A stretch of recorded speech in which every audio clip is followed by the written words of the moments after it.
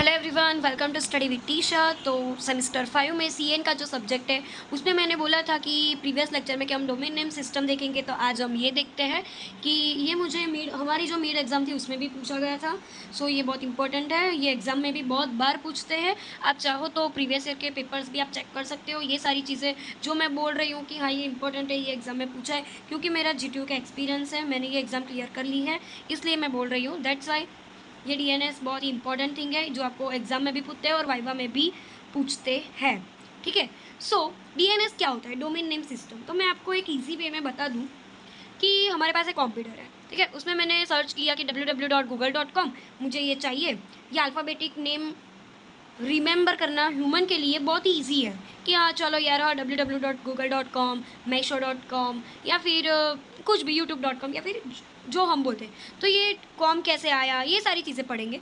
But ये मैंने search किया गूगल पे और हम एंटर करें तो हमें पूरी गूगल की वेबसाइट दिख जाती है, या फिर यूट्यूब की लिंक पर क्लिक करें तो उसकी वेबसाइट दिख जाती है। तो वो एक सेकेंड में कैसे हो जाता है? तो जब भी हम ये सर्च करते हैं तो ये जो है वो कहाँ पे जाता है? डीएनएस सर्वर के पास जाता है, डोमेन नेम सिस्टम सर्वर के पास जाता है। वहाँ पे डीएनएस सर्वर में ये जो मैंने लिखा है उसका एक आईपी एड्रेस होगा। बहुत सारी चीज़ों का मतलब इंटरनेट पे जितनी भी चीज़ें उसका एक पर्टिकुलर आइडेंटिफाई करने के लिए आईपी एड्रेस होता है, जो हमने पढ़ा था इंटरनेट प्रोटोकॉल एड्रेस। तो ये google.com का ये वाला आईपी एड्रेस है, जो अभी देखो अभी हमको बोले कि 173.194.36.51। तो ये हमें याद रखना थोड़ा बहुत ही हार्ड लगेगा ना कि यार ये मैं कैसे याद रखूँ। इसके लिए हमने ये वाली थिंग सोची और उसके लिए हम डीएनएस सर्वर लाए कि जिससे ये google.com कहाँ पे जाएगा? डीएनएस सर्वर पे जाएगा और डीएनएस सर्वर वो आईपी एड्रेस ढूंढेगा और उसके बाद वो आईपी एड्रेस की अकॉर्डिंग वो वेबसाइट को हमें बताएगा। तो हमें अभी कोई भी पूछे कि यार ये कैसे आया, ये सारी चीज़ें, तो अभी हमें पता है। अभी तक हमें पता नहीं था कि हाँ चलो ये मैंने गूगल पे कुछ भी चीज़ में सर्च कर रही है तो वो आ कैसे रही है। तो अभी आपको पता चली कि वो जो भी हम सर्च कर रहे हैं वो डीएनएस सर्वर में जाएगी। वहाँ से जो मैंने सर्च किया है उसका एक आईपी एड्रेस डालेगा और ये आईपी एड्रेस के थ्रू हमें जो भी चाहिए वो हमें मिल जाता है। तो ये जो आईपी एड्रेस फाउंड करने की जो प्रोसेस है उसको हम बोलेंगे डोमेन नेम सिस्टम। ठीक है, डीएनएस सर्वर, उसके बारे में हम आज पढ़ेंगे।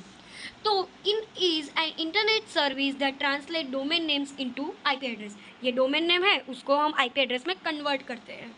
ठीक है, तो ये ऐसी सर्विस देता है डीएनएस। ठीक है, it is application layer protocol. ये एप्लीकेशन लेयर का एक प्रोटोकॉल है।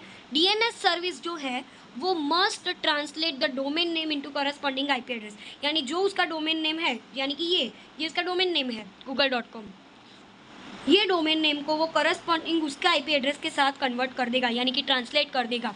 इन DNS system, if one DNS server doesn't know how to translate a particular domain name, it ask another one, so on until the correct IP address is return. यानी कि ये जो google.com है, ये मैंने ये डीएनएस सर्वर से पूछा तो उसके पास ये वाले डोमेन नेम का आईपी एड्रेस नहीं है, तो वो क्या करेगा? दूसरे डीएनएस सर्वर से पूछेगा, दूसरे डीएनएस सर्वर से पूछेगा, यानी कि बहुत सारे डीएनएस सर्वर से पूछेगा और एक परफेक्ट आईपी एड्रेस उसका जो होगा वो उसे भेजेगा, यानी कि रिटर्न करेगा। DNS client wants to determine the IP address for the host name. जो मैंने अभी बोला वही सब वर्ड्स में लिखा है कि www.com, google.com इसको चाहिए। तो वो क्या करेगा? पहले तो वो रूट सर्वर से कॉन्टेक्ट करेगा। अभी ये रूट सर्वर क्या है, ये सारी चीज़ें हम पढ़ते हैं। तो which returns IP address for TLD server top, ये आपको अभी कन्फ्यूजन होगी कि ये सारी चीज़ें क्या है। तो जब भी कोई भी डोमेन नेम है www.com जो है .google.xyz.com जो है वो जब भी डीएनएस सर्वर में आएगा तो वो सबसे पहले कहाँ आएगा? रूट डीएनएस सर्वर में आएगा।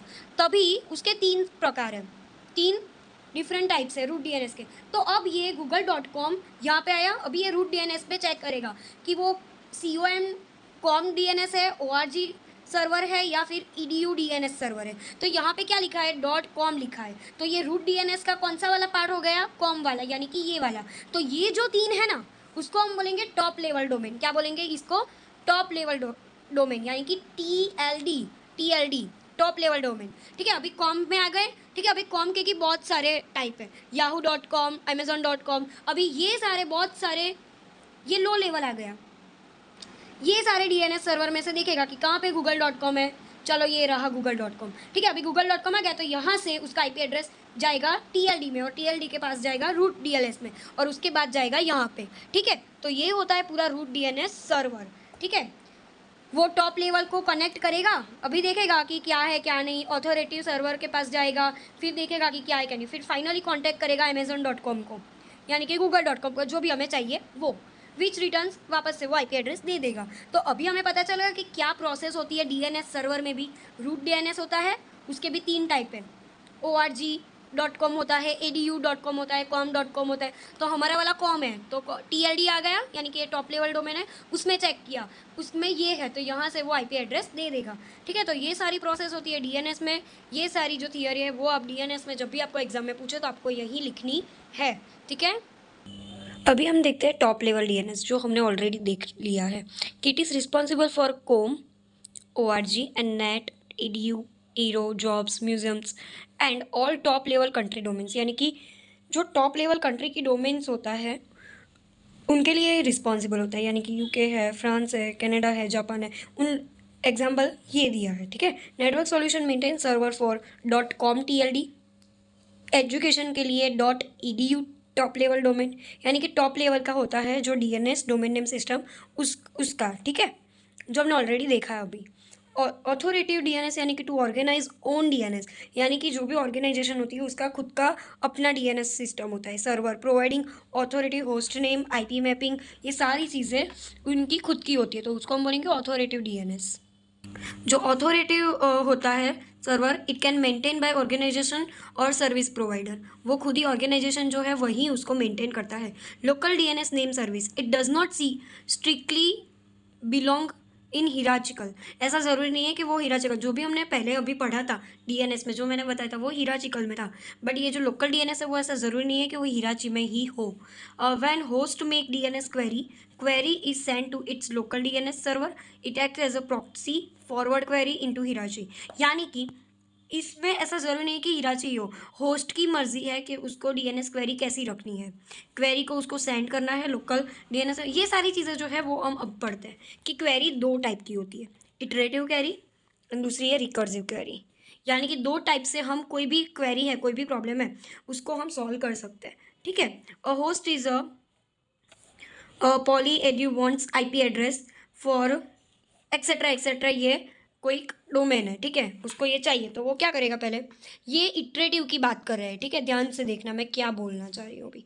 रिक्वेस्टिंग होस्ट, पहले तो हमने रिक्वेस्ट किया, रिक्वेस्ट किसको दिया, लोकल डीएनएस को, क्यों, क्योंकि लोकल डीएनएस जो है ना उसकी 2 क्वेरीज है, जो यहाँ पे बोला है लोकल डीएनएस की 2 क्वेरी है, इटरेटिव क्वेरी एंड दूसरी रिकर्सिव। इसमें से हम इटरेटिव देख रहे हैं, वो ध्यान से देखना कि पहले तो देखो हमने ऐसे रिक्वेस्ट की जो हम नॉर्मली करते हैं, ठीक है, हमने रिक्वेस्ट की लोकल डीएनएस सर्वर को, ठीक है। अभी लोकल डीएनएस सर्वर कहाँ पे जाएगा, रूट डीएनएस सर्वर पे जाएगा, कहाँ पे जाएगा, रूट डीएनएस सर्वर पे, ठीक है। जो भी आंसर मिला रूट डीएनएस में, क्या मिला कि भाई इसका तो कोई ईडीयू नाम का है, ठीक है, तो उसने उसको वापस से भेजा कि भाई चलो रूट डीएनएस में से आंसर मिल गया, चलो इधर आ गए।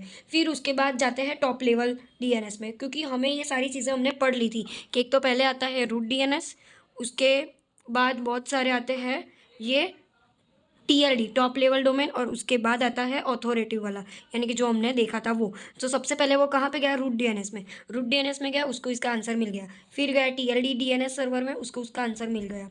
फिर उसके बाद गया 6 ऑथोरेटिव डीएनएस सर्वर में, उसके बाद इसको मिल गया, ठीक है। और फिर यहाँ पे उसको फाइनल उसका आंसर मिला, तभी उसने रिक्वेस्टिंग जो होस्ट था उसको भेज दिया। यानी कि इसमें क्या हुआ, बार बार लेने जाना पड़ता था, सीपीयू पे आना पड़ता था, लेने जाना पड़ता था, रिस्पॉन्स सीपीयू में देना पड़ता था। इसके लिए रिकर्सिव क्वेरी कैसी बनाई, देखो, रिक्वेस्टिंग होस्ट दिया लोकल डीएनएस को, उसके बाद दिया रूट डीएनएस को, उसके बाद टीएलडी को दिया, फिर ऑथोरिटी को दिया, फिर ऑथोरिटी देगा टीएलडी को, फिर टीएलडी देगा रूट डीएनएस को, और उसके बाद देगा लोकल डीएनएस सर्वर को, और फिर हमको मिल जाएगा। तो आपको ये अच्छे से मालूम पड़ गया कि यार ये जो है ना वो अच्छा है, क्यों, क्योंकि इसमें डायरेक्ट गया है तो ढूंढ के ही आएगा। इसमें क्या था, इसको दो फिर इसका आंसर आए, फिर इसको दो, फिर उसका आंसर आए, फिर इसको दो, फिर उसका आंसर आए, तो ये सारी बहुत डिफिकल्ट चीज़ें हो जाती थी। इसके लिए रिकर्सिव क्वेरी बहुत अच्छी है, ठीक है। अभी देखते हैं डीएनएस में distribute database design is more preferred over centralise design to implemented DNS in the internet, यानी कि इसमें हम लोग ये जो है डीएनएस ये सारी चीज़ें हम लोग पढ़ रहे हैं, तो उसमें हम लोग डिस्ट्रीब्यूटेड डेटाबेस को भी डिज़ाइन करना भी मोर माना जाता है। A single point of failure, if the DNS server crashes then entire internet will not stop. यानी कि इसमें नॉर्मल जो डीएनएस हम पढ़ते थे उसमें डीएनएस सर्वर जो फेल हो जाए, ठीक है, तो सारी चीज़ें बंद हो सकती है। बट डिस्ट्रीब्यूट डेटाबेस जो हम डिज़ाइन करें तो वो कभी स्टॉप नहीं होगा। Traffic volume with million of device and user accessing its service from whole global at the same time. ये ट्रैफिक का थोड़ा बहुत मसला हो सकता है। क्योंकि बहुत सारे मिलियन ऑफ डिवाइसेस है, उन लोगों की सारी जो रिक्वेस्टेस आएगी वो भी सेम टाइम पे आएगी।